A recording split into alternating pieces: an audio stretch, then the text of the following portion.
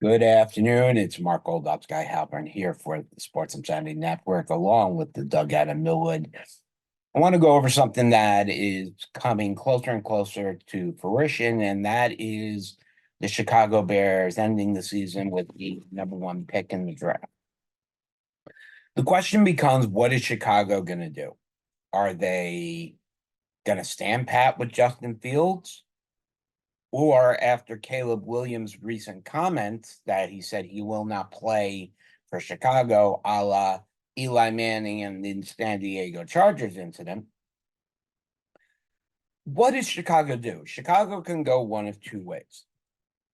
One, they can draft Caleb Williams at the one. Use that for big compensation for a different team. Now, if it were to stand as it is right now, Chicago picks one.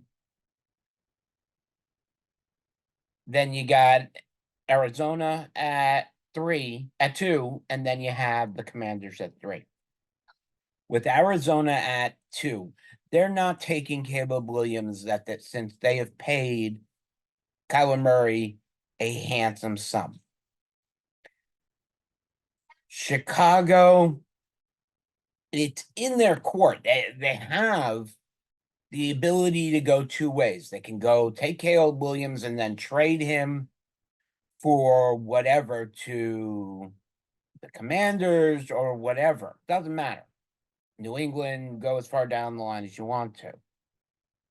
However, I think that would be the most crapshoot of a throw to do. I don't think it would make it easy to make that move, and it doesn't make sense to go get Caleb Williams at one. You have Justin Fields, who is, he's not the number one quarterback in football, but he sure can act like the one who is. And I'm talking about Lamar Jackson. Between the way he runs and his way to be able to throw off the run is arguably comparable to what Lamar Jackson is doing. Now, yes, Lamar Jackson has had a lot more success as he's had a lot better receivers to work with. Okay, that being said, here's how I see it for Chicago. Chicago has the number one pick. It's all theirs. Well, it's not all theirs until the season is officially over in 2 weeks. But at the one, I would stand pat, keep Justin Fields, even though I thought trading him to a team to get the number one and two picks could be a possibility, but I don't see any reason for Arizona to trade down. So at the number one pick, Marvin Harrison Jr.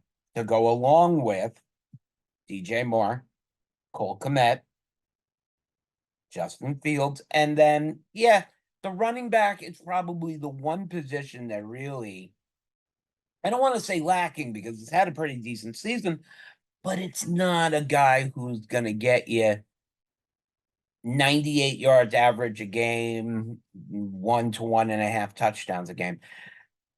They're going to have their opportunity in free agency to make runs at a lot of players, none more popular than Saquon Barkley, but we all have, well, not we all have. I have heard rumors along with some of my friends out in Nevada is that Saquon Barkley wants to play in Kansas City.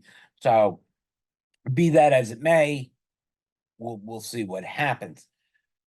The Chicago Bears have to do one thing, if anything, and that's lose the last 2 games of the season. Now, right now, Justin Fields is auditioning for the rest of his career, the rest of his current deal right now.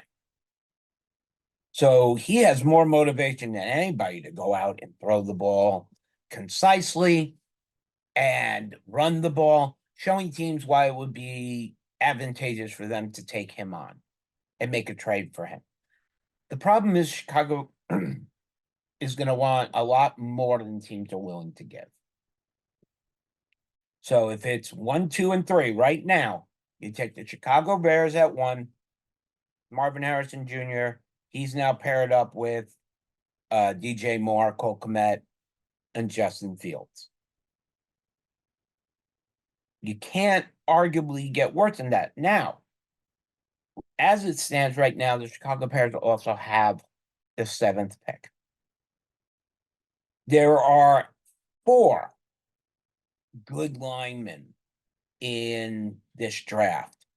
And it's very possible that the kid from Notre Dame, and shoot me that I don't know his name off the top of my head, Alt, I think his name is Joe Alt, is going to be there.